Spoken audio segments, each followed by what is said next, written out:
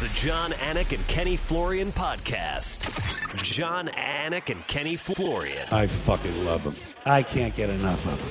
Let's hear that Boston next. Big jab there from Duffy, and Frank Mir is hurt now. Down goes Duffy, out cold. Frank Mir does it again. Rock'em sock'em robots here. Oh my goodness. Hyperbole. There are a couple of absolutely self-involved bullshit artists. Here are your hosts, John, Anik, and Kenny Florian. Oh, here we go, folks. Here we go. Sorry for the delay. About 3:35 p.m. Eastern Time, Monday, August 2nd, 2021. Episode 311 of the Anik and Florian podcast. Ken Flo in that plush office there in Charlotte, North Carolina. I'm at my mother's house. So I'm in my mother's basement. Actually, no, I'm not. There are no basements in Florida. You know, there's Anik broadcasting from his mom's basement again. So it's great to see you. It's great to see you. I have a lot to get to. So I'm here for a few different reasons. We're having some electrical work done at our house. I didn't want to chance the Wi-Fi. Mom lives 22 minutes away. So here we are. Hopefully the microphone sounds okay today. Pretty windy and rainy outside, so I apologize for any extracurricular noise. But we got a lot to get to today. I was at Disney World yesterday, but that's not the lead today. And anything that Kenny Florian puts out there on Instagram is free for me, right? At Kenny Florian is the handle, if you're not following already. Pumped to have this in-home office ready for training and filming. Big thank you to Fuji Mats and the handsome Ed Gilmer. Ken Flo didn't write handsome for helping to make this happen. So, all right. I mean, there are a lot of dreams out there. This has got to be a dream come true. I mean, I remember when your first martial arts school opened, Florian Martial Arts Center there in Brookline, Massachusetts, that Keith is still so ably running. But you have a home. You have a home gym of the highest order. That's pretty exciting, right? It is exciting. Thank you, man. It just basically with less time, having a place to train at my house, inviting people over and having the ability to train at home, I think is huge. Fuji Mats, they produce some awesome equipment. My brother-in-law, Ed Gilmer, that you mentioned, is really handy. I'm terrible with tools, and I don't know what the hell I'm doing. He knows what he's doing, so he helped me make it very nice and pretty. It's always interesting, speaking of pretty, when and there's a beautiful screen grab from Look at Cody. So it must have some square footage under that roof in Charlotte, North Carolina. We're not going to get into all of that today. But no, I mean, there's a lot of interesting things that happened and resulted out of the global pandemic. And it stands to reason you could still be in California if not for COVID-19. Paul Felder could still be fighting. Now he's a triathlete in some part because of COVID-19.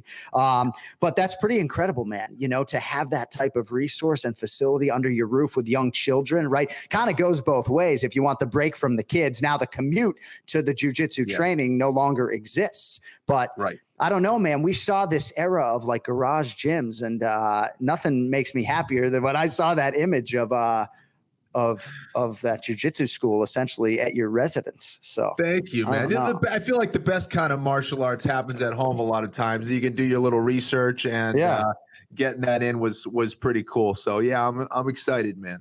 Do your research on the Florian brothers on blue mats taped together in the basements that do exist in Dover, Massachusetts back in the day, reading about jiu-jitsu. I don't even want to say what I was doing when these Florian brothers were like chewing on kale in the fucking basement, rolling. Chewing on kale. Well, I remember when Keith's kids early on essentially were like craving kale shakes because of like the elite parenting that was going on, All right, so I'm glad to have that off my chest, but that's got to be pretty cool. Because for me, the equivalent of what you have, right, is either a singular golf hole on my property, like having a par 3 hole on my residence, right? Like I'm at my mom's house right now. It's on the 8th hole of a golf course, right? I would love to have enough land somewhere in Texas or somewhere where I could have a par 3 hole where I could just sit out there with an 8-iron or to have like a half court basketball in my house. And you essentially have the equivalent of that, And that's very exciting. Cody's probably like, that's enough about that, boys. Did you see Sean John, Strickland? I mean, you can't have a golf course on your property if you're shooting 120. So Yeah. Well, hey, I had the best round of my life in Vegas a couple of weeks ago. There were no conditions, and we broke 90. It was very exciting. Had 5 pars in a row, if DC is listening. So I was at Disney World yesterday, and that is a major undertaking, especially on July 31st with the heat. You know, the Ducky and Parker thought we were crazy taking our kids in the summertime, but it happened sort of spontaneously, and we went. And I gotta say, because I try to be as honest with this audience as possible, and certainly to you, Kenney, who is about to probably embark on a handful of Disney World trips with 2 kids under the age of 5. I know. Yes. It's like it getting kicked in the calf probably. But the heat's the least of your concerns. Sorry, I didn't close my email before the show. Again, it's amateur hour here in my mom's basement today. But Disney World is such an undertaking that I feel like the heat was the least of my concerns. My 3-year-old son is sort of like, what are you doing? Is this like fraternity hazing? You got me out in the heat for 5 hours so your sister, my sisters can go on a few rides. I just feel like the heat is the least of your concerns. If you're going to Disney World with 3 or more children, we had 12 in our party, best of luck to you is all I'm saying, Ken. Best of luck. You have the patience of a Zen monk, my friend. That is serious, but I know that's in store for me. That is my future. So you'll have to teach me your ways, my friend. Yeah, I mean, it was as clean as it's ever been. I'll tell you, they have cleaned that place up and less crowded as you might expect. All right, Headlines: UFC fight night, Hall versus Strickland. Sean Strickland is 24-3. This dude is an animal. Like, if you're not on board and you're not a fan of the fighter, I mean, he's the fighter's fighter, as Cody said to me in our pre-show meeting, right? I mean, Sean Strickland, ladies and gentlemen, right? Ken Flo, you got to enjoy watching this man compete. Just nonstop offense. I enjoyed the 5-round performance. What'd you think? He was not messing around, and I think it was a smart approach for him, specifically because he was facing Uriah Hall, and that's not a knock on Uriah Hall, but Hall is a very dangerous and technical fighter. He likes space to create and move and feel comfortable. And Sean Strickland just took that away from him completely, just got in his face. That jab was firing. And Uriah just really could never get his bearings during that fight due to that pressure, due to that jab. I thought it was a brilliant performance from Sean. And for Uriah, he just played right into his hands. It seemed like Uriah started to turn it into a boxing fight, which was kind of what Sean Strickland wanted. And I was really impressed with Sean's pacing, with that pressure, and his ability to just get nasty in there.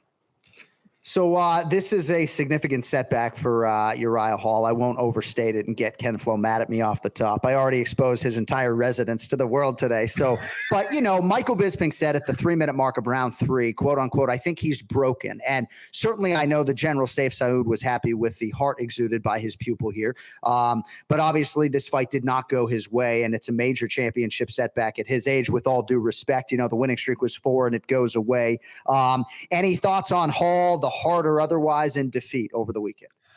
Yeah, listen, I think that a lot of other guys probably would have maybe gone home and kind of quit. I think Uriah hung in there. However, I do think there's a mental issue there with Uriah where, again, he's so physically gifted. And of course that isn't the only thing you need to be successful in mixed martial arts, but he wasn't letting his weapons go. When I think of Uriah Hall and I think of Uriah Hall finishes, I think of kicks, right? I mean, everyone remembers those devastating knockouts on The Ultimate Fighter. They remember his spinning back kick of Gegard Mousasi. Yeah. That is kind of that weapon has been his signature move. How many kicks did he throw in that fight against Strickland? 3? Yeah, right. I mean, he did not throw many, and again, I think he was a little gun shy to start, and Strickland just took full advantage of that as well. So for Uriah, I've always felt we've never seen him consistently give what he has as a fighter, and that has been the unfortunate thing. And I think he is one of those guys that is tremendous in the gym, shows a lot of promise, always has, but at the highest levels, maybe we haven't seen the kind of fighter that he truly is. And it's not as though he's not putting in the time, right? It's just that it's not materializing on fight night, right?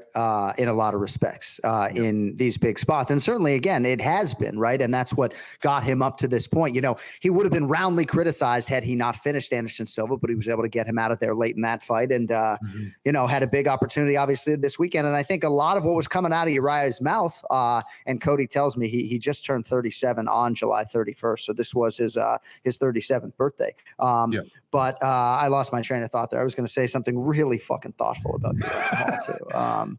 Threw just 2 kicks in round 1. Wow. 16% leg strikes for Uriah Hall. So what are we doing with Sean Strickland? I don't have the middleweight top 15 in front of me because I scrambled to come over to my mom's house today. But what do you do with Sean Strickland? I think he's a super intriguing fighter. His training partners speak super high of him.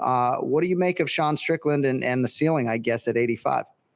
You know, listen, I think it's time for him to continue to fight tough guys. I think that he took full advantage of that main event spot, brought some notoriety to his name and some respect, and he's on an excellent win streak. I mean, give him another tough guy.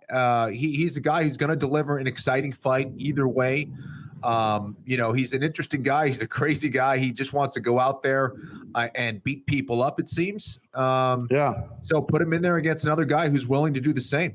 I'm down. Well, fresh American blood in that middleweight division, Sean Strickland. All right. Good stuff there on the main event. In the nature of time, because I think Longo is going to be here in a few. And thanks to everybody on the Anik and Florian podcast, short staff here for delaying the program today so I could drive home from Orlando. Michael Chandler versus Justin Gaethje, sort of loosely announced, I guess, for later this year. Perhaps it'll be November. Perhaps it will be Madison Square Garden. Nothing resembling final word on that front, Ken Flo. But do you have an early handicap on Chandler Gaethje? And I mean, it seemed like an eventuality that this fight was going to happen, right? I don't know if it was best kept secret because I don't know if contracts were signed or if they're still signed. But that's a hell of a fight and a huge fight, obviously, at 55. It definitely is. It's a great fight. I see both of those guys looking for the finish. I think it's going to be a crazy fight to start. Both those guys are kind of made for each other. So perhaps we see more than just one fight. I could see a lot of different scenarios going down. I do not want to give a prediction, but I do not see that one going 5 rounds. I mean, if that's a 5-rounder, I don't see that one going 5 rounds. I think that or even 3 rounds for that matter, if it's a 3-rounder. Did they say whether it's a main event or co-main or anything like that? I don't believe it would be of the 5-round featured bout co-main event category, but you never know. You never know. Either way, that's a sick fight. I mean, that's a huge fight. And we're going to talk to Longo shortly because Aljamain Sterling intimated at a late October return, perhaps in United Arab Emirates. So I promise we're going to get back to some of the stuff from UFC Fight Night, but I'm trying to manage the clock like a radio producer here today. UFC 268 November, Covington versus Usman 2, rumored to be the headlining act. All right. So T Wood is putting in the time. He's fighting Jake Paul in this month of August here in 2021 in a boxing setting. I don't know if you've seen Mama Wood helping T Wood out. She's got the gallon of water. She is embedded in his training camp. Do you know what the betting line is, Ken Flo, as it now stands on Jake Paul and Tyron Woodley? Oh boy. Well, I know that Paul was the favorite at one point. Yeah, he's still slightly minus 135. T Wood plus 105. So it's closer. It was more. Yeah. Okay. Right. So any incentive for you to get involved? Or are you just going to root with your heart for T Wood and let it rest? I will root with my heart. I'm hoping that T Wood goes out there and delivers, one of his vintage performances. I think for T Wood, it's going to be all about motivation. The money's going to be there. It looks like he's going to make a good payday there. But I hope he is motivated to genuinely go out there and hurt the other guy. I think you have to have that in your mind. It's not just going out there, I want to put on a performance. I hope T Wood is out there to, not only perform, but really go out there and actually fight and want to hurt Jake Paul. I love when you go down. I love when you talk like that, though, because you do have to be of that mentality, I think, in a lot of respects, even this weekend in Orlando, we were in the elevator and my twin brother was telling the story about Kenflo talking about throwing the elbows, opening up the hand at the end to maximize the torque, like the true nasty prick that is embedded within Kenny Florian. All I'll say is that August 28th, I'm going to be rooting for the Woodley family and Tyron, obviously because of the pre-existing relationship. But there are human beings in this world that I'd be rooting for Jake Paul against certain people in this world is all I'm going to say. Certainly not in this matchup, but I wish Jake Paul nothing but the best in terms of his boxing endeavors. And I'm really curious to see what he has for T Wood. I don't know if I can bet on it contractually. I'll have to ask Zach Candido and the boys if I'm actually allowed to bet on this fight. And if I am, maybe we could go public here on the Anik and Florian podcast because I do have an opinion and I will have a wager. And it won't necessarily be with my hat, which is obviously with Tyron Woodley. So Brian Barberina, who once walked out to that Baby Shark song that I've listened to probably 501 times now because Barberina walked out to it. But Brian Barberina and Jason Witt, your fight of the night on the main card at welterweight, majority decision for Jason Witt. And as I understand it, this drew your wife back into mixed martial arts a little bit, huh? Yeah, it was just kind of on. And she's like, hey, what's this? Watching this fight. And Witt's kind of doing well in the first round and the second. And then Barberina's just kind of surviving somehow, round after round. And in the third round, he comes roaring back in what could have been, one of the most epic comebacks, on the level of Elkins, that kind of level of comeback. And he almost pulled it off, dude. Witt, at one point gets his mouthpiece knocked off inside on the canvas. As they're fighting, he was so out of it that he just kind of casually reaches down to grab his mouth guard and pick it up and put it back in his mouth. And Barberina kind of just watched it happen. But it was crazy. It was one of those movie fights where you're like, if you saw it in a movie, be like, this would never happen. Yeah. It does happen. It's rare, but it happens. And Barberina almost pulled it off, man. It was a crazy fight. Witt is tough as hell. Barberina, of course, we know he's like Homer Simpson, tough as hell. Right. Can't knock him out, but cool fight. You invoked the name Darren Elkins, I think, did you not? I mean, how do we pay proper respect exactly to Darren Elkins? It got me thinking, right? Like for what he did a couple weeks ago and what he has perpetually done over the course of his career. Hopefully he gets an award. Is there a World MMA award that we could give to Darren Elkins? There should be. There should be. I don't know if it should be called the Elkins Award. Something like that. Right. Like the comeback of the year. The comeback of the year should just be called the Elkins. We could do it for the ANF podcast. You know what? That's what we're doing. That's why Ken Flo is the real brain behind this podcast. So I'm definitely not. This year, and we do have a change to the main event challenge scoring system, by the way, this week as well. But we will now have the Darren Elkins Comeback of the Year award. That feels like it kind of sells him short, though, because he's more than just a rallier. Like the Darren Elkins will come back and break you and then probably fucking kill you award or something, right? It's like the Elkins Soul Taker Award, something like that. Yes, right. It has to, maybe it doesn't necessarily, you don't necessarily have to rally as much as you have to Robbie Lawler style take a man's soul away. All right.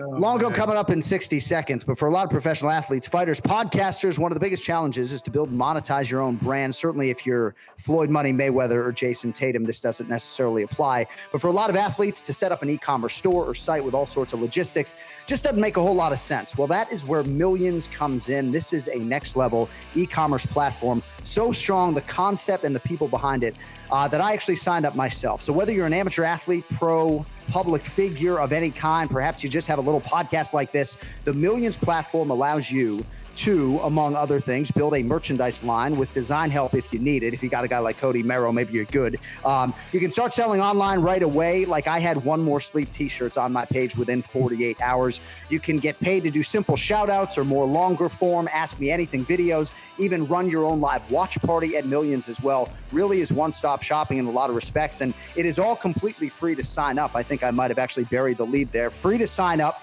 My profile is live right now. Kenfro probably going to start selling I Finish Fights t-shirts by the beginning of next week. But if you are a mixed martial arts fan, and I know most of you out there are, I would kindly encourage you to go check out Millions. They are on Instagram. Use the AMA shout-out feature or just pick up some merchandise. And if your favorite fighter is not on there yet, tag them on Instagram and let them know. That's millions.co. And we shout out the entire team at Millions for sponsoring this week's episode of the Anik and Florian podcast. All right, let's get to Ray Longo.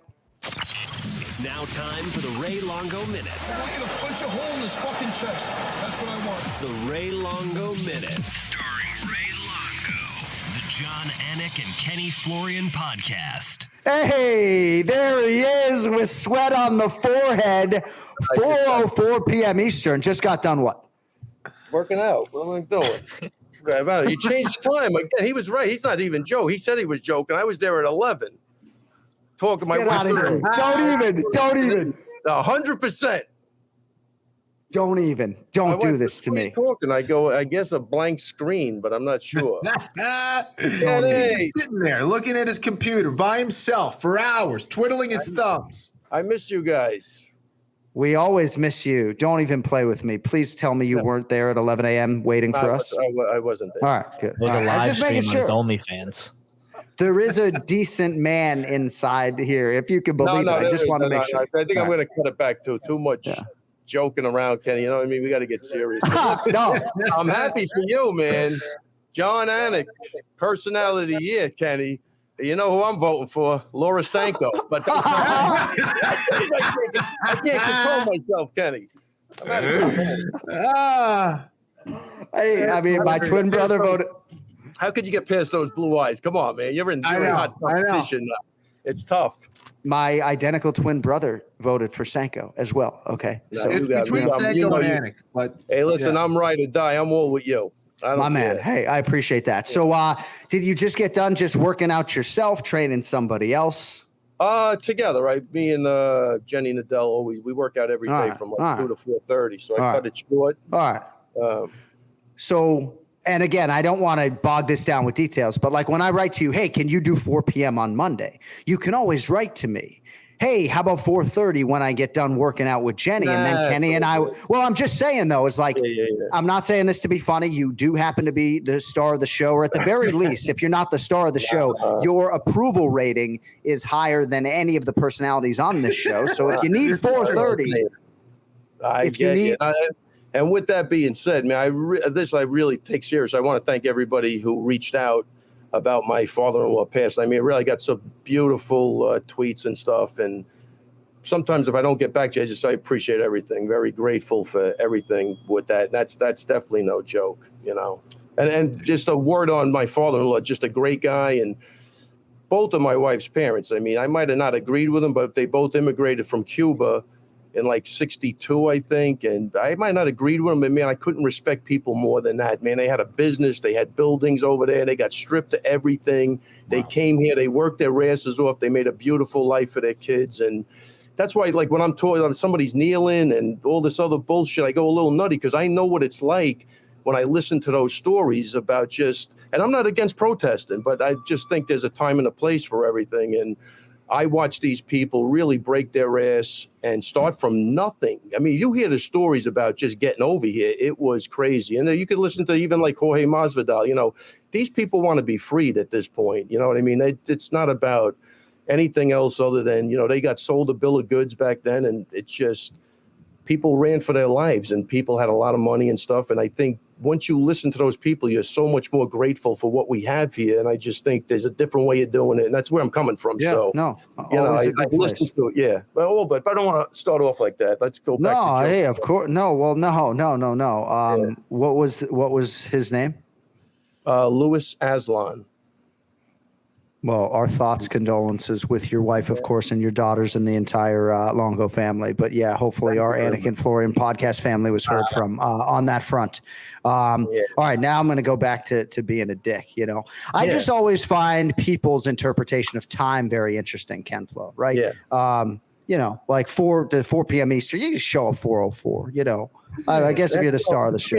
My interpretation, anything under 10 minutes is acceptable. Okay, right. So it is interesting, right? Because I was talking to my suit guy, Mark Russell, and he had Gilbert Burns scheduled for a 2:15 p.m. Eastern appointment on a Monday, and Gilbert showed up 2:15 p.m. Eastern sharp, but on Tuesday. I said, that's Brazilian time redefined. Anybody who's dealt with the Brazilians knows that. I mean, I remember a guy telling me he was supposed to meet Nogueira at like 6 p.m. The guy showed up 11:30 at night. Right. Nothing. Like it's I might have the name wrong, so I'm not bashing Nogueira, but I'm saying the Brazilian time is definitely real. Yeah. Right. I feel like I just need to widen my tolerance scope for when it comes to tardiness. So did Cody send you a 1 cent check for merchandise? What is that? I mean, what is that about? Just like to be funny? He goes, I put the money up, Greg. I said, look, I set my PayPal up. He said, all right, great. The money. I just sent the money. I go there. I go, did he tell you what I wrote to him? I said, who do I stab for this? You guys, what is that? 1 penny. I go, man, these guys are relentless. These guys are freaking relentless. I go, this shit never stops. But hey, thank you very much for that, though. That was good. No, well, I can't wait. So I'm not going to tell people if if it was like 2 figures or 3, 4, 5 figure check or PayPal business. However, these guys with the Mero marketing did their transaction. Ken Flo and I were not a part of it. I'm just telling you, the next check is going to be fatter, man, because it's amazing to me. It's like, can we sell any non-Longo shirts, folks? Just make sure you guys are eating a little something too, because I'm not that guy. So. Well, thank you. Thanks. I bust balls, but at the end of the day, I love you guys, so it's all good. Well, we love you too. So, all right. So a few things to get to with you. If I'm not mistaken, the three amigos are back from Georgia at this point, huh? Yeah. Safe and sound. Thankfully. Safe and sound. I was with Marab last night. He looks great. Al said it was relentless. He said they didn't sit for 1 second. He said it was almost like a job. He said it was crazy, but they had a great time. What a beautiful country that looks like, too. Yeah. I mean, the scenery was great. Guys are riding horses. I mean, it was, and Rob did ask me to go, that's the type of guy he is. But I said, dude, I'll just slow everybody down. It's just not even right to you guys. But I would love to get there someday and, experience that. So they had a great. Those guys are great, man. It's awesome. No, and you did feel like not that you went to Georgia, but you could sort of live vicariously through their tribulations, if you will, right? Like I actually was doing my best Marab Dwalishvili impersonation in the wave pool at the hotel yesterday. Do you remember, if you didn't see the video of UFC bantamweight contender Marab Dwalishvili swimming into a waterfall with all this resistance? The poor Americans are getting dusted, right? And the Georgian Marab is just swimming right through this goddamn waterfall. Ken Flo, did you see this? Incredible. No, I thought you were talking about the time he dove right into like a branch and split his head open. Please don't do that. That's what I thought you were talking about. I did not see that waterfall video yet. Yeah, there's a lawsuit. The branch is suing them. But, Ray, you saw the video that I'm speaking of. 100%. And I'll tell you, Al's a surfer. Al's grown up in the water. He lives on the water. Yeah. So if he's not keeping up with Marab, that was impressive because Al can swim. Yeah. Here's the video. We're rolling it in right here. So I was actually trying to imitate this in a wave pool or a lazy river. I found a pretty good current. But so you see Marab is like eating the fucking water flow. You see that? Dang, dude. This feels like the Joe Rogan Experience rolling in all this video. I don't know what to do with myself. This is too exciting. This is too much. This is what we need. We got to go to the video every so often. I love it. You guys are in a very simple mood today. I love it. Cody seems pretty confident that Marab is not going to get us in trouble for posting that. Chipper, we seem chipper today. Yeah, very well. There are myriad reasons why we're chipper. I'm so happy to not be at Walt Disney World right now. Because that's where I was yesterday. It's not about the money. It's the hours. Spent many years there, John. Many years. But I do think it's a great trip. For the kids, it's absolutely phenomenal. It was anyway, Yeah, I mean, this is not a podcast bit, the complaining, though. It is warfare, whether it's 100 degrees or not. It is you mentally get yourself ready for Walt Disney World. No. You got to prepare yourself, man. And of course, Mickey Mouse was a fucking no-show. Minnie, Donald, Daisy, nowhere to be found. Goofy, Pluto. No, they got canceled. They got canceled. Tigger was there. Winnie the Pooh and Piglet. But, my son Hunter is 3. And he's literally red as a tomato looking at me like, Dad, can you get me to an air-conditioned facility? Wow. Or can I see Mickey, baby? What I missed, the Sanhagen, you had Sanhagen winning that fight. Oh, no? yeah. So, yes. I never got to talk about it. I thought that was an easy fight to score. I mean, he pot-shotted him. I picked him apart, really. I mean, hats off to TJ for a 2-year layoff, but that's about it, man. And, thumbs down to DC for his, what was he calling? Like, you got to give the guy credit for getting to his back and doing nothing. Like, I don't even know what I was listening to, Yeah, I thought Sanhagen. Yeah, I had Sanhagen as well, man. And you know what? More than anything, and this is going to sound weird, the guy thought he was winning. He never thought he was desperate to get anything. I think that's how that fight was going. He just thought he was doing his thing, and so did I. But I'm a little blown away by that. We're going to stay on this fight for a second with you. When you're driving to the gym, what do you listen to? Music selection. Okay. Well, I know you don't listen to. Sometimes I put on an Audible book. If I'm listening to, it'll always be something. But you've never listened back to a single one of the 300 episodes that the 3 of us have done together, correct? That would be correct, yeah. And that's fine. Because I did ask Cody, though. I go, who those guys? Just out of curiosity. They tell me they didn't have teas. He said, no, they both thought Sanhagen won. That was the extent of that conversation. Yeah. The only reason I ask you that is because we talked about open scoring. And I know we've talked to you about that in the past, but you just said, Corey Sanhagen, certainly thought he was winning going into round 5 and going into the scorecards. And it's like, well, I mean, you ain't going to find him making that excuse. I mean, you can't rest on what you think is a 4-round lead. Right. But the point, I think my point, look, I'm not giving this much thought, but the guy thinks he's winning and I think he's winning. He looks up and he's losing. Then he has to get a little frantic or desperate. He could walk into something. Know. You're That's right. the issue. That's the issue to me. The scoring was wrong, period. And and look, I like Macy Barber. I like Miranda Maverick. I mean, that was an easy fight to score. Too. Yeah. That was just easy. It's not, and Macy had a great 3rd round. It has nothing to do with anything. Sure. You know what I mean? But that was a 29-28 easy fight to score. If they can't get that fight right, then we got, I don't want to start beating that drum again, but I don't know. That's why I say I look up and I'm Corey Sanhagen. I might have a freaking conniption. I mean, like, you got to be kidding me. You know what I mean? That's the issue, is that why make that guy come out of his, his game plan or whatever he was doing, because somebody, it gives him a shot, but with that shot, he has to change things and something. No, I know. I agree. Kenny, you're the fighter, right? Like, you don't want to have to like pivot in the 5th round all of a sudden in desperation mode because right. So open scoring, I would think as a fighter, it's like, oh, you're changing the sport up on me a little bit. Yeah, it is. I mean, listen, I think it would be nice to know, but yeah, you would. It would change the sport dramatically. Like Ray said, those are the kind of the consequences that you could find yourself in. Is like, okay, now in going for it, you just got your head taken off, right? You didn't need to. So, yeah, if the judges are doing their job, there's no need for the open scoring. That was a win for Sanhagen, and it's unfortunate. And the crazy part is, then you go back and look at the scorecards, and nobody even has the rounds right, like that they all agreed on. So we got problems, man.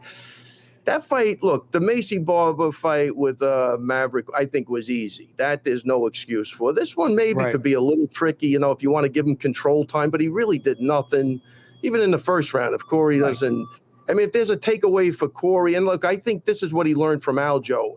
Not exactly, but he's got to get frantic on those takedowns, and I think he did this time a little better. Aldo relaxed. I remember going over that fight. I go, Aldo, this guy's going to relax if you get him down, and Aljo's the worst guy to do that with. Like, if you're not planning to get right up, you could be in a serious problem. And I think he did a better job at that, but he went for a couple of things that probably in hindsight, all right, but it's not what the other guy did. It's what he shouldn't have done. You know what I mean? And I just thought I thought that was an easy fight to score. I'm not kidding. I really did. It seemed like Khabib Nurmagomedov tweeted about a potential future fight in Russia between Petr Yan and TJ Dillashaw. Would you at least agree, as the man who corners the UFC undisputed bantamweight champion, that having Dillashaw back in the mix is I know where you stand on the EPO, but having him in the mix, big fights for Aldo and everybody else, right? Yes. I agree with you. Yeah, I definitely agree with that. All right. Speaking of the undisputed UFC bantamweight champion, Aljamain Sterling, I mean, are you going to Abu Dhabi? Is that what I'm hearing? I mean, I certainly don't have this date on my calendar. I mean, what? As of right now, the answer is yes. Wow! Breaking news on the Anik and Florian podcast. My October is crazy right now. So, yeah.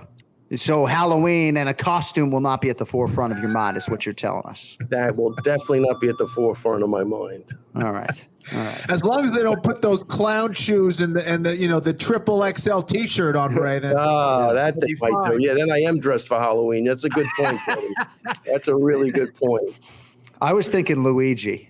I think you grow a real mustache. You go Luigi. Use my costume from last year. Yeah, Giuseppe. Now you're slandering the Italians. Nice. Now you got to have all of them after you. All right. Banging on the Brazilians earlier. It's been a good day.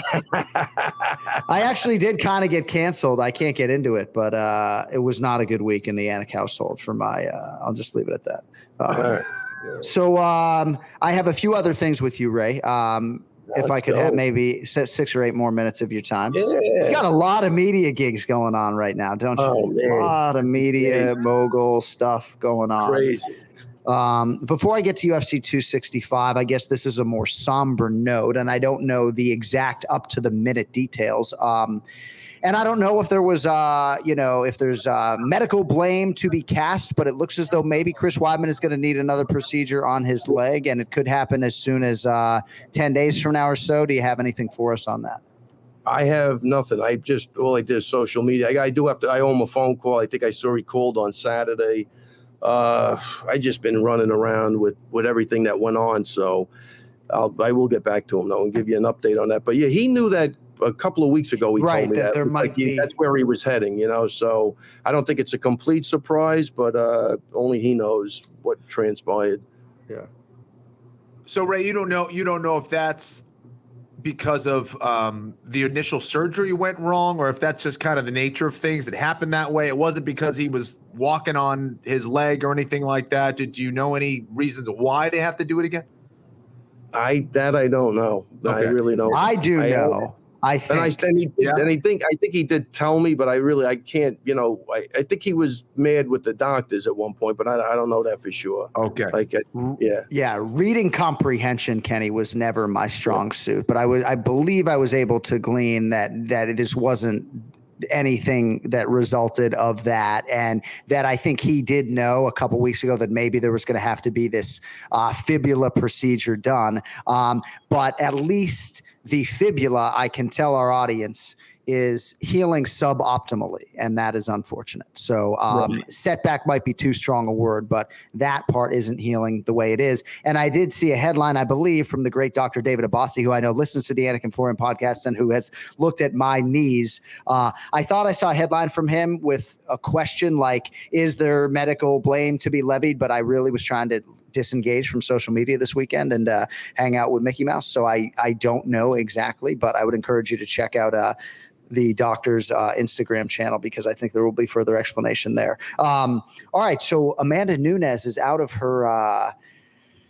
I know, as I sit here, I was just at a hotel without a mask on at Disney World a couple days after there were 21,000 new COVID-19 cases in the state of Florida, so, I mean, if you judge me, if you will, whatever, but Amanda Nunes, COVID-19, not defending against Juliana Pena. I don't know if she's symptomatic. I don't believe she is, but man, we're supposed to have the GOAT competing this weekend. We're down to one title fight. You see that, Raymond? Yes, I did. And very unfortunate, but like you say, I know Florida is soaring, and I just hope it doesn't. New York's going up too, but hopefully we get it under control a little bit. But it's I don't know. I feel like I'm immune to it because I had it, but I could be wrong. I might have to get the vaccine. So no, I had some spirited conversations with my brother about it over the weekend. All right, interim heavyweight title fight. Cyril Gane, big favorite here, Ray, against. What do you think about this against Derrick the Black Beast Lewis? Look, so far he's been a very patient, accurate striker. He doesn't overextend himself. I don't think he should be a big favorite because Derrick Lewis can get anybody out of there at any given point in time. But I think with Gane's kickboxing background, he'll be able to probably pick him apart a little bit, and he doesn't have to worry maybe about the wrestling. But I don't know about a big favorite, but I think he should be the favorite. Okay. All right. 2 more questions. Buy or sell the New York Mets win the National League East? No, I'm just kidding. I'm kidding. That's not the question. Buy or sell the crowd in Houston will have an impact either positively or negatively on Derrick Lewis and what happens on Saturday night. Now you're making me. I forgot about that. I think because it will have an impact on him. Because given my job, right, as the play-by-play announcer for the UFC, right, like I'm still a fan at my core. So I still wonder aloud about that variable. But so I'm asking you in part selfishly, like, am I thinking about that angle too much, that it could work for him and against him? But I think it could be a factor. Am I crazy? Like, am I fucking crazy? No, you're not crazy. I think that's always big. I know when Chris fought at the against Gastelum. He was on a losing streak, and he did get dropped in the first round, but he came back and won that fight. And I'm going to say the crowd, that ambiance, you were there. If that doesn't help you, that's a problem. It definitely didn't hurt him for sure. So Derrick, look at the guys he's gotten out of there. He's, he can hit. He's got the power. Maybe that crowd gives him a little boost if he's running. If he needs to. Pull something out of his hat. I put a lot of emphasis on that. I think you're right on the money with that. You think Michael Chiesa has anything for Vicente Luque this weekend? Luque is the slight favorite. Kenflo, don't say a thing.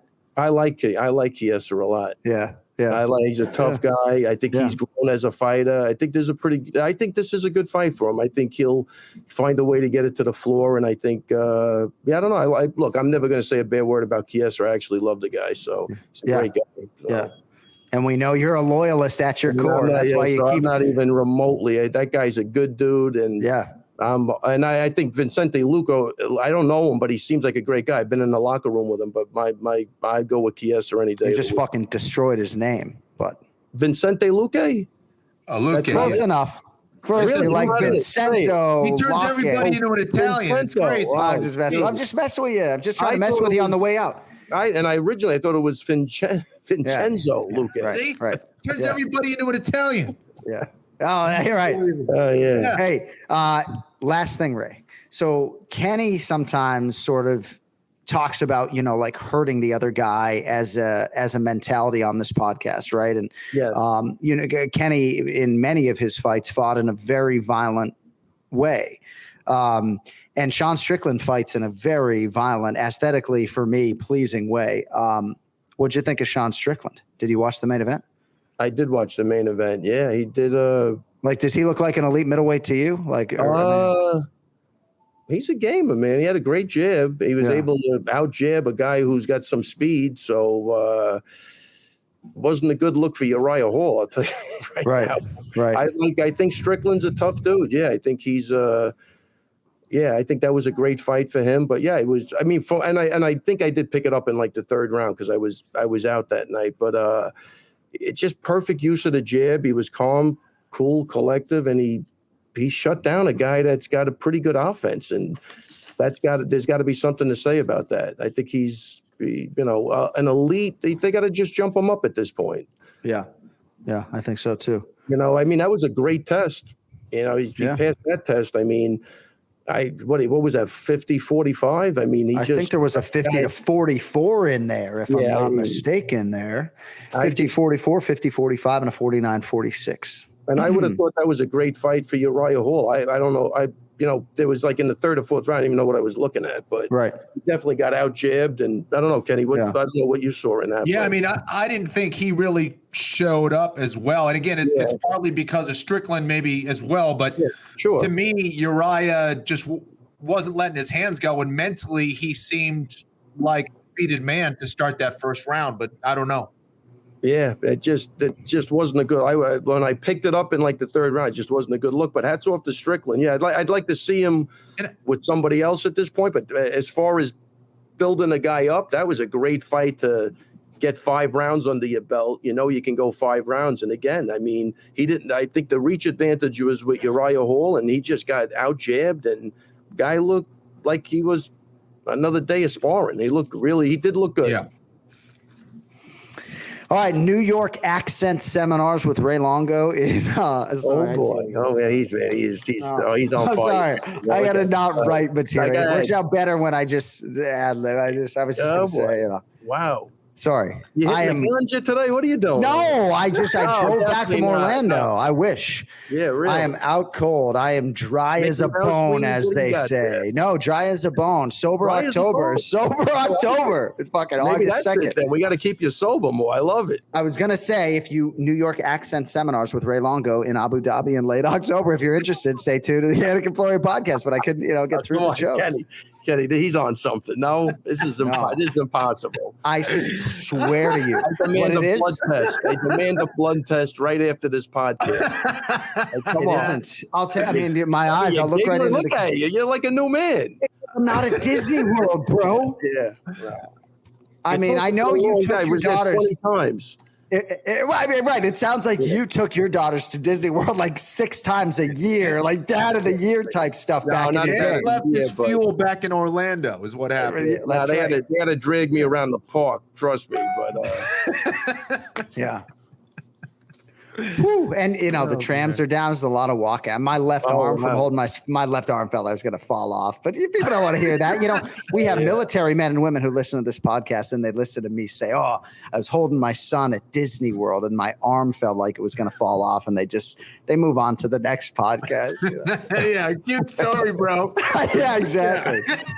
Hey, Ray, we love you. Thank you for the extended time, and sorry to Jenny Nadell and everybody else for cutting into your workout. It's okay. We make up for it tomorrow, man. Running water never goes stale, buddy. We just keep moving. All right. Well, hey, you need anything, 508, you know the rest, all right? I got you, man. I might be down there soon. All right. Keep me posted. Good to see you. With a room. Sounds good.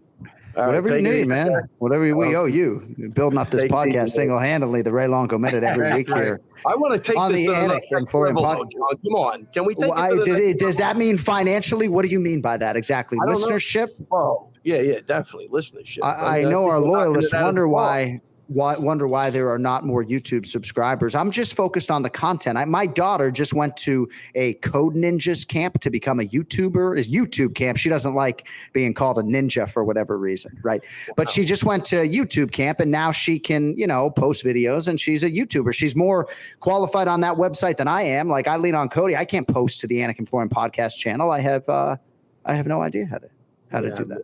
And if you have no idea, I completely have no idea. Right. But so she is doing the YouTube thing, and she's like, "Oh, I got, a few likes or whatever." I'm like, "Babe, focus on the content. The rest will take care of itself." I'm a content guy. I don't know what to tell you if you want more, I don't know what the next level is, but I'm not going to start booking high profile fighters to do numbers because I interview enough fighters. There, I said it. All right. We got to go. Love you. Right. Love you. Take it easy, guys. Love you. So you may have heard UFC 265 is this weekend, and DraftKings Sportsbook, the official sports betting partner of UFC, has a knockout offer for this weekend's fight. DraftKings is offering up 100-1 odds on a punch being landed during the main event. All you need to do is pick either main event fighter, Derrick Lewis or Cyril Gane. Who do you think will win? And DraftKings Sportsbook will give you 100-1 odds if a punch successfully lands during the main event. That is right. Bet $1 on either main event fighter. And if a punch lands during the main event by either guy, you will cash $100 in free credits. There are no fans in sports quite like MMA fans. I have said that before, but why not put knowledge like you have to the test? As I like to say, put your money where your social media mouth is at DraftKings Sportsbook. And DraftKings, of course, has plenty of other offerings as well if you don't bet on mixed martial arts. Great odds and so many promotions on baseball and the games in Tokyo that are going on right now as well. I can also assure you DraftKings is safe, secure, and reliable, so you can deposit and withdraw your funds at your convenience. So don't miss out on all the action at UFC 265 with DraftKings, America's top-rated sportsbook app. Download the DraftKings Sportsbook app right now and use promo code ANIK when you sign up to turn $1 into $100 in free credits when you bet on either main event fighter to win, and the punch is landed. That's code ANIK, A-N-I-K, to turn $1 into $100 in free credits only at DraftKings Sportsbook. Must be 21 or older. New Jersey, Indiana, or Pennsylvania only. New customers only. Restrictions apply. See DraftKings.com/sportsbook for details. Gambling problem? Call 1-800-GAMBLER or in Indiana, 1-800-9-WITH-IT. All right, let us get to the selections. It's the main event challenge. Anik. The time is most definitely now. Florian. I finished fights. I'm going to do everything possible to win. The main event challenge. The John Anik and Kenny Florian podcast. Oh, nothing like a main event challenge during a pay-per-view week as we call on the Duck Ian Parker, father of two. It's good to see you, my man. How are you? Oh, big sip IP. Exhausted. Yeah, parenting is no joke. Yeah, after a real strong week of picks, I need a nice slug of water to get back into the mix. My God, I don't think I couldn't have hit water if I fell out of a boat this past weekend. Thank God for a different organization we won't name on the show, but let's go. Oh, we will mention the PFL all day long. I wasn't talking about that one. I'm talking about a different one, but that's cool too. You're talking about one fighting championship or Bellator? Yeah. All those MMA promotions. It rhymes with Schmelator. Thank God I got those picks right. All chasing the combat sports leader, UFC 265. Lewis versus Gane coming up this weekend live on pay-per-view. Prelims prior on ESPN2. We have 5 selections for you today and a new rule, as I teased earlier, to the main event challenge. For all 12 pay-per-view cards, we are going to ask for a round and a method of victory for the featured bout, because oftentimes you have a pay-per-view triple header. I felt like Michael Chiesa, Vicente, Luque was big enough, and for selfish reasons, I want to know exactly where you guys stand going into the call this weekend. Ian sort of was like, interesting, but your lead's big enough, right? Yeah. So, I mean, IP, your lead's big enough. It really don't matter. I'm not even giving out the standings. They're on the bottom ticker. If you want to see them, that's where they reside. Yeah, I mean, if this is for Kenny trying to earn extra points, have at it, bro. It's not. I can say, all right. Yeah, I'll lose extra points. I don't know if there's a good thing or a bad thing, but we're doing it. All right, so the lead is still 20 points because most of that fight card got wiped away, at least in terms of our main event challenge, and both of these guys, I believe, were on Uriah Hall. This week, we will begin in the bantamweight division, Song Yadong and Casey Kenney. DraftKings Sportsbook odds, -110 on both sides here, IP. So Dominic Cruz ended Casey Kenney's 3-fight winning streak. That was back in March at UFC 259. Same night that Song Yadong lost to Kyler Phillips. Pick and fight here. What do you think, Ian? Which way are you going? I'm going to roll with Casey Kenney here. I think what we saw out of Song Yadong is doesn't do well with pressure. His cardio kind of fades if he gets pushed to a pace that he's not comfortable with, and he kind of waits too much on the counter striking, and Kenney will push that on him. So I'm going to go with Casey Kenney here. Ken Flo, that loss to Kyler Phillips dropped Song Yadong from the rankings at 135 pounds. How do you think this one goes between him and Casey Kenney?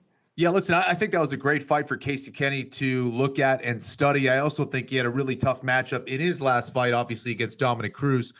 I think Casey's going to make the right adjustments. He's going to bring that pressure back to Song Yadong, put him on his back, mix things up, get enough respect with his striking, and win a fight that way. All right, next one on the main card. This is the new bout order, at least as it stands right now. A strawweight rematch here, excuse me. Also close on paper. Tecia Torres, -130. Angela Hill, +110. Ken Flo is going to lead us off here. So you got the 18th UFC appearance for Angela Hill. Fought Tecia Torres in what was her second UFC bout all the way back in 2015. It was a win for Tecia Torres that night. So Hill, you know the story. Largely, it's about the super active nature of her schedule. Fought 4 times last year. This will be her second fight of this year. And on the other side, Tecia Torres, Ken Flo, I think she might have figured things out. She's won 2 in a row. Big fight here at 115 pounds. Which way does it go? Yeah, this is an interesting fight. I think, both of these women have the ability to throw off in the other fighter. I do think, however, that Tecia being a little bit cleaner of a striker and being difficult to take down, I think it's going to be tough for Angela to win the fight. I think that it could be close each round, but I do like Tecia here. I think that she's going to be able to keep it on the feet for the most part. I think she's going to be a little sharper on the feet. I think she'll be able to use her kicks to keep Angela off balance and kind of prevent her from landing a lot of those combinations that she likes to throw. So I like Tecia here. Ian Parker, the Fall River, Massachusetts born Tecia Torres, dropped 4 in a row in 2018 and 2019. Now trying to win 3 in a row. And when I say figured it out, I just think in terms of her competition sense, I think the pandemic sort of helped her. Being in an arena with pro fights and no fans kind of helped her. Obviously, she's going to have fans here. I think she might have even in her last fight, if I'm not mistaken. But yeah, clean is a good word that Ken Flo used. Hill, I think her current form, probably the best of her career. Dying to see which way you going, IP. I think I'm going to roll with Kenney on this one. I think Tecia just has more tools to win. I like her also in the clinch. I like that she can bring the fight to the floor. And if she puts Angela on her back, she's got good control. She's good with positioning. She won't go for anything that will compromise that. So I do like Tecia here. And to your point, I think what we've seen in her last performance was the most complete, confident performance in Tecia Torres' career. So if any time to take her with these type of odds, I believe now is the time. All right. Yeah. Confidence, probably the word that eluded me there. All right. Featured bout at 170 pounds. Vicente Luque minus 140. Michael Chiesa plus 120. A little background. Luque, I mean, is he the most underappreciated welterweight on the roster? He's won 9 of 10, only lost in 4 years, came on points to Stephen Thompson. Last fight earned his 7th UFC bonus by submitting Tyron Woodley with a Bravo choke in round 1. Chiesa on the other side, Ian has won 4 in a row to vault to number 5 in the world. He's a tough matchup for a lot of guys in this division. I think he's a tough matchup for Vicente Luque. How do you handicap this featured bout here at 170 pounds? Well, true story. Vicente Luque actually applied to be a trainer at my Orange Theory gym a few years ago. How about that? He did not get hired. And I think that was the best thing that ever happened to him. Big difference. Wait a second. I gotta, I'm a journalist at heart. It's a true story. I have to follow up. Why did he not get hired? Was it a visa issue? I mean, he was born in New Jersey. What's going on? You guys are tough. You know what? I don't really know the head trainer. Right, that's below. See, that's below. Ian owned the place, sold it. I did, but hold on. I also below your pay grade. Front desk. I sold memberships. I was cleaning the toilets. I was the janitor all the way to the CEO. I did it all. But when you give people opportunity, you got to put them in a position of power. When I saw him walk in, I go, "Oh, he was on The Ultimate Fighter," and then he walked out. I go, "So when's he start?" And the studio manager was like, "Oh no, we didn't hire him." I go, "That's great. I hope he becomes UFC champ one day and he comes back and he kicks our asses." We're a legit story, true story. Or someone who looked like him who had the same name. Anyway, I'm going to go with Chiesa here at the value of being an underdog on top of that. I just think that Chiesa's pressure here, especially against the cage, I think this is a guy who knows exactly who he is and is not going to stray away from it. And listen, Luque is dangerous on the ground, but he just likes to fight. He likes to brawl. And we've seen his striking come a long, long way. But Chiesa is just going to close that gap too quickly. And especially at dog odds, I like Chiesa here. You got all right, Ken Flo, what do you think? Yeah, listen, I think this is a tough fight for Vicente Luque. But I do think it can go either way. I think that Chiesa could pose a lot of problems for Luque, obviously in the clinch with his takedown game. I'm hoping that Luque learned a lot from some of Chiesa's last fights, is going to look for ways to break out of the clinch and not engage Chiesa there. I think if you're able to, get Chiesa to chase you without, him getting to that clinch position, I think Chiesa sometimes gets a little impatient and can get caught on the feet. So I think for Luque, he's got to fight smart. When he sees the opening, he has to bring that killer instinct to play, but he has to be able to break out of that clinch competently. And I think that first round is going to tell us a lot. I will go with Luque here. I need the points. I think he's the better striker. And I think his wrestling is going to have to be on point though. All right. How's he win? Oh, sorry. Let's go decision. It's quite all right. All right, Vicente Luque on one side, Chiesa on the other. Very interesting. Very interesting. All right, co-main event. It'll be the men and not the women at 135 pounds here. Jose Aldo, minus 135. Pedro Munhoz, plus 115. Ian, we'll have you lead here, and then Ken Flo on the main event. So Munhoz needed to win his last time out. Got it against Jimmy Rivera. That was back in February. Aldo is also on a winning streak now. Decision Marlon Chito Vera. That was all the way back December 19 of 2020. Ian Parker, who wins the co-main event, and how do they get it done? I'm going with Pedro here at dog odds. I just think that in regards to with Aldo, that last fight, Chito just didn't fight like the crazy Chito we want. We always talk about that with Chito. I think it was more about his hesitancy than how good Aldo looked. It's also amazing that Aldo is younger than TJ Dillashaw. I heard that stat a couple weeks ago. I mean, that guy just doesn't age. It's kind of crazy. Or he's just been fighting forever since he was like 2. So I don't know, but I just think that Pedro's pressure, I think the speed might be a little bit of a factor here too. I think he's got ways to get the fight to the floor. He just, as long as he doesn't go in there and get kind of starstruck that he's fighting Jose Aldo, I think Pedro gets it done. And on short notice and with these type of odds, I'm going to lean towards Pedro by decision. Pedro Munhoz by decision, the pick to click. You see the efficiency with which Ian Parker presents that selection. It's almost like there's TV producers getting to him, right? The first thing out of his mouth is, I'm picking this guy, right? It's very interesting stylistically. I'm learning a lot on the headset. I'm learning. Well, no, I mean, but you don't let it sort of marinate and then say, well, this guy does this and this guy does this. But in the end, you're just like, I'm going with this guy. I got 2 kids fucking barking up the stairs. Here it is. Not everybody gets John Anik time on the mic. My time is short and sweet. You could ask Kenney. I get this much to go on. So I got to get all that in there, not speak too fast and be efficient. That's how we roll. Well, you're good at your job, and hopefully the 3 of us might even get together soon, because it looks like this Pioneers Fighting League that you guys speak so highly of has a show in Hollywood, Florida coming up here in a few weeks. Joking around. Pioneers. I just kind of like how every time we do this, you have a different name for it. You're kind of outmatched here. You got 2 on 3.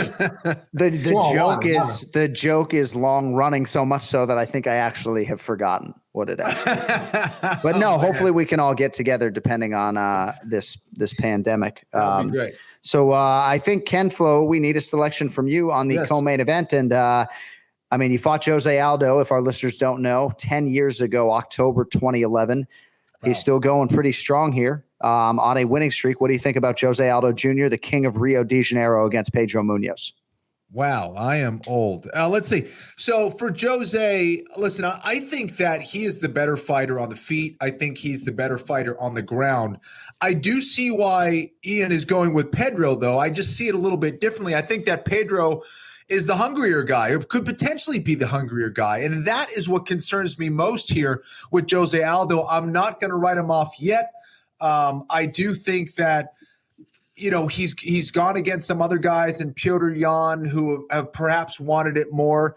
Pedro Munhoz could be that guy that is hungrier, that does want it more, but he's got to still address the skills of Jose Aldo. And I still think that Jose Aldo is going to be the more technical guy and could potentially prevent it from going into those, getting to that dark place in their heads where it's just a grimy, brawl. So I like Aldo here. I like him by decision. I think he gets it done here against a very tough Pedro Munhoz. Very interesting co-main event selection for you at UFC 265 this weekend. All right, main event will be for the UFC's interim heavyweight title. Cyril Gane minus 335. The Black Beast Derrick Lewis is plus 260. So Gane undefeated. Lewis, one of the most decorated knockout artists in UFC history. And as big a UFC star as there is in Houston, Texas at present, perhaps there has been a bigger Houston draw in the past that I'm forgetting. I apologize if there is. I don't know if that's going to be a factor or not, but I don't think it's going to hurt the Black Beast if he needs a little pick-me-up there late in the fight. Ken Flo will lead here. You got Cyril Gane, big favorite, back-to-back 5-round decision wins for him over Jairzinho Rozenstruik and Alexander Volkov. We need a pick, Ken Flo. We're running out of time. Who do you have? Well, it was nice to see Cyril Gane get a main event spot, not too long ago, and to see how he'd perform in that spot. I think that, he showed a discipline and a patience that was really impressive, and he's going to need that big time here against Derrick Lewis, who is a guy who can put your lights out at any point.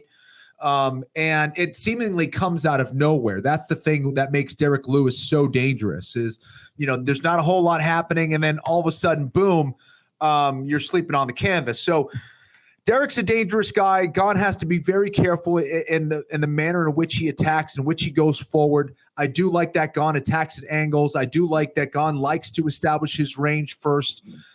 Again, that patience, that discipline is huge for me. I think he should also look for those takedowns against Derrick Lewis at times to try to mix things up and keep Derrick guessing, especially sometimes Derrick has a tendency of moving up against the cage to prevent the takedowns. He rests against the cage to stop that motion on those takedowns to help him keep it on the feet. That is good, but also can make him complacent at times. I think Gane might be the faster guy here. And I think he has a little bit more weapons when you're talking about the overall game, the elbows to the knees to the kicks. Although Derrick Lewis has a very sneaky, fast high kick that he should watch out for. I like Cyril Gane here. I think he gets it done by decision as well here against Derrick Lewis. Potentially gets a stoppage late in the fight, but I'm going to be going with the decision. Who knows, later on the week I could change that to a stoppage by Gane, but let's go with Cyril. Someone said they saw you at a playground in Charlotte, like making your daughter like sharpen her elbows on like a rock. And is that what happened? He leads with elbows. It may or may not be the case. Was that you? All right, Ian. Cyril Gane, Derrick Lewis. Dying to know which way you're going, my friend. Look, people don't love how patient Cyril Gane has been, but Kenney just spoke on it. That's just a discipline the guy has. His record, how young it is, doesn't really speak on how far ahead in years he really, I believe, is in his IQ. I think this is a great matchup for him. He's not a guy that leans in with his chin up and his hands down. He does not get hit very often, and he's going to win a lot of the rounds. This is what Derrick Lewis does. Derrick Lewis doesn't win rounds. He either wins the fight or he loses by decision. And I just think he's going to have a really tough time against Gane. Gane also has the ability to bring this fight to the ground. So if Derrick overcommits on one of those power rights, gets thrown off balance, Gane hits him with an outside single or a double, and he's on top, he can submit Derrick Lewis. I just think Gane is just too smart of a fighter here to engage in a firefight. When Curtis Blade shot in, everyone kept saying that uppercut was coming, and for some reason he didn't see it till he literally couldn't see it. So I like Cyril Gane by decision. I think he'll be very in and out with his jabs and his striking. I just don't see him getting hit. So for that reason, I like Cyril Gane. And I do think, even though Ngannou and many others in the MMA space, rightfully so, were upset with this interim heavyweight title fight distinction and designation, I think that it's going to make Ngannou's first title defense absolutely huge. If it's Cyril Gane with the whole Fernand Lopez backdrop, and if it's Derrick Lewis, given the way their first fight went, can you imagine if they put a belt on Derrick Lewis at Toyota Center Saturday night? Place is going to go crazy. I will tell you, nothing would make me happier to see Derrick Lewis as a heavyweight champ at some point or to win here. I don't see it happening, but there's not a lot of guys marketing-wise that speak like him, just show the personality and just don't care. You got Ngannou, who looks like he could be in a Marvel movie. And then you got Derrick Lewis, who's just hilarious, and he's himself, and his answers just never seem to surprise anyone. So do I think it's going to happen? No. Would it be amazing? Yes. All right. At Ian Parker MMA on social media. Great to see you, buddy. We will reconvene in less than a week. Thank you for the delayed start today, sir. All good, guys. All right, that is it for the main event challenge, and it is now time to bring on a guest who is with us for the first time in a very long time. Long been considered the number one mixed martial arts sports bettor. He is a mixed martial arts mind of the highest order, and he is going to be back in the MMA space in a big way soon. Luca Fury is with us. Luca, how are you? I appreciate that intro. That's very sweet. Of course, my man. So, Luca, it's great to have you back on the show. I know you were a big part of a lot of our earlier episodes back in the day, and I want to get into sort of why you took a break from the MMA space, but I understand you've had sort of a challenging weekend in Las Vegas as you try to get settled. What's going on there in Sin City, bro? Oh, man. I come from Minnesota, where people are, I guess, a bit extra nice. So I knew going to Las Vegas, people were going to have, I guess, not quite the same compassion, but man, it really is surprising how just ruthless, and people just don't like doing their job here, and you really have to pressure them just to do the most basic things. And I'm like, I'm going through the middle of a move, and I'm like, I'm just trying to live my life. Can you please not be difficult? How about that?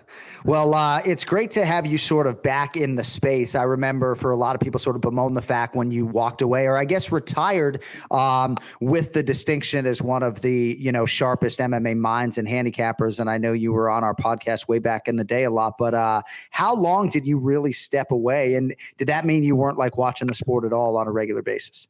Oh, no, I always followed the sport very closely, but there's definitely a difference between following the sport and following the sport from a betting perspective. When I'm watching the sport, I watch most of the prelims still on that, but when you're betting, you're watching dozens of hours of tape leading into that. So I did that for almost a decade. There was a point where I had 7 years with no days off. I just honestly got kind of burnt out at one point. Yeah. Just from the betting perspective, not on MMA. I still always will love MMA. It's never going to change for me.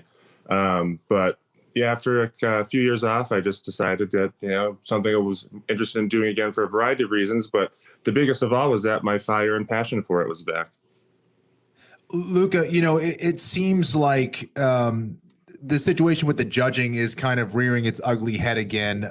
We've seen some pretty bad decisions over the last couple of weeks, I guess.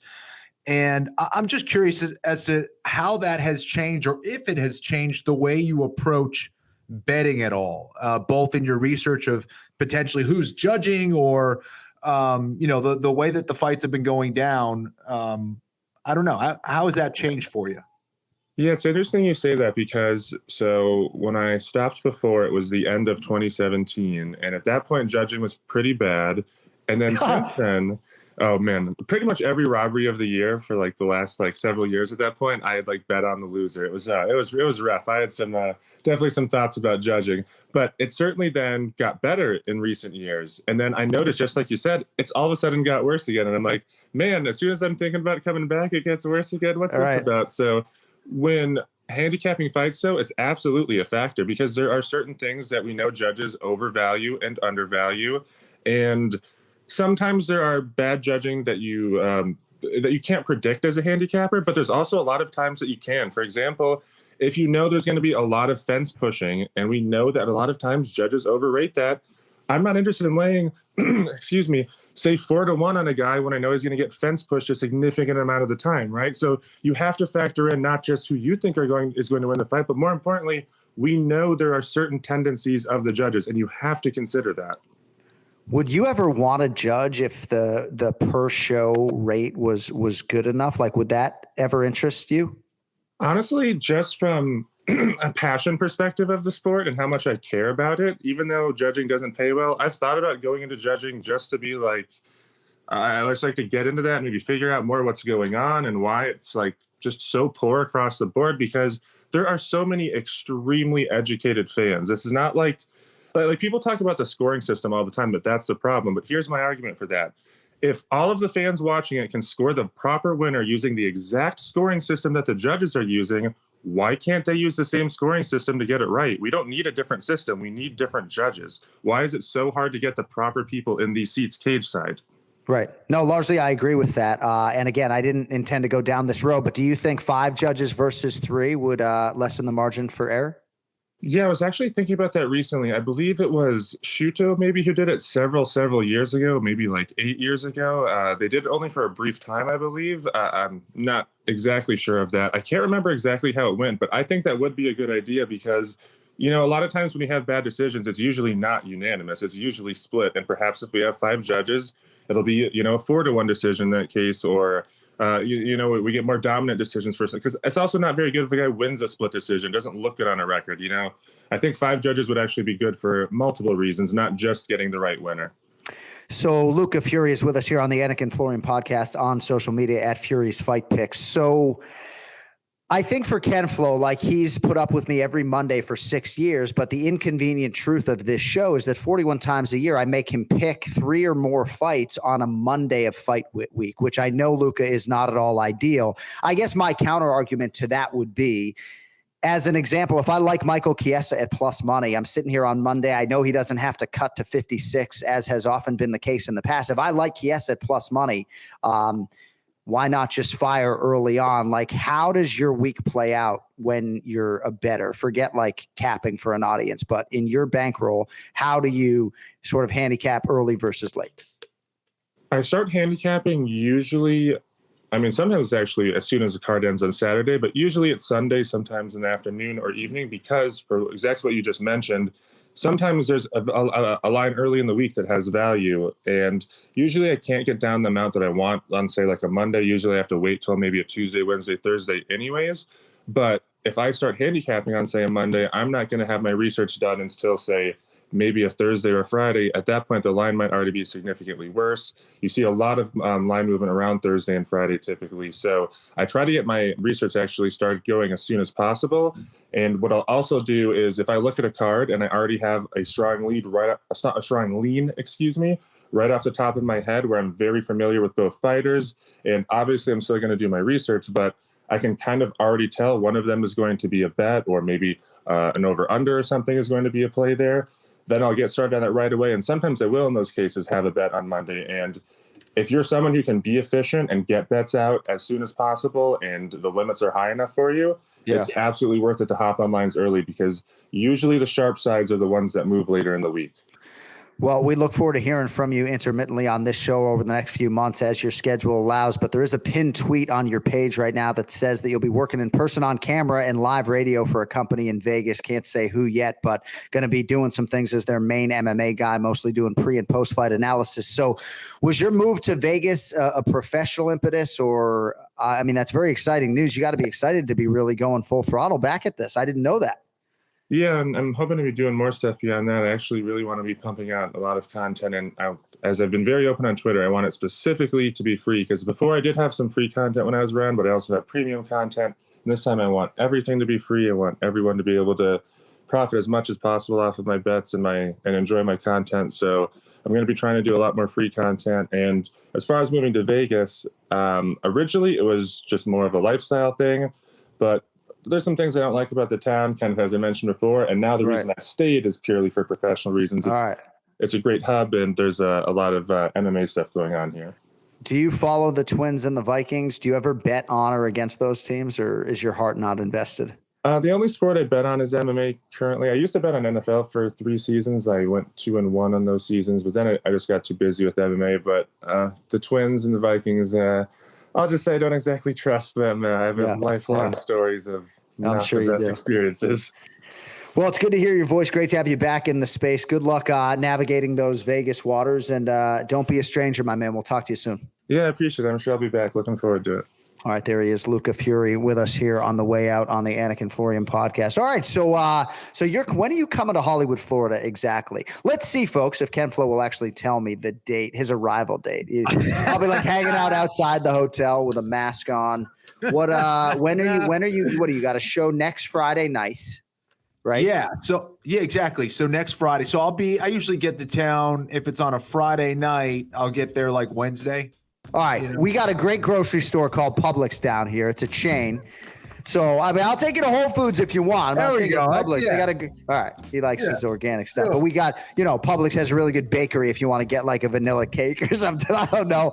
Just letting you know. AnikFlorianPodcast.com for all of your merchandise needs. You see our AF hat. See, I got the non-dad cap. How sharp is this red hat? And unlike Ken Flo's hat with that goofy fucking back, mine actually has just the, the very one size. I don't get those little dots on my forehead if I put it on backwards. All right. But if you, and also I mentioned AnikFlorianPodcast.com, if you have liked the content on FloTube, Ken Flo's YouTube channel, now it's all going to be coming out of his goddamn living room. So that's very exciting as well.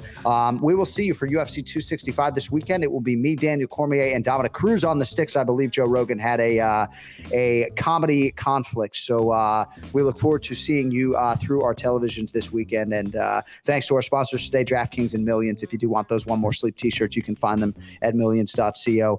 Thanks to our guests, Ian Parker, Ray Longo, Luca Fury, and of course, the man putting it all together, our executive producer, Cody Merrow. We'd be lost without you, buddy. Ken Flo, have a great fucking week. I'll see you in Florida. Big hug.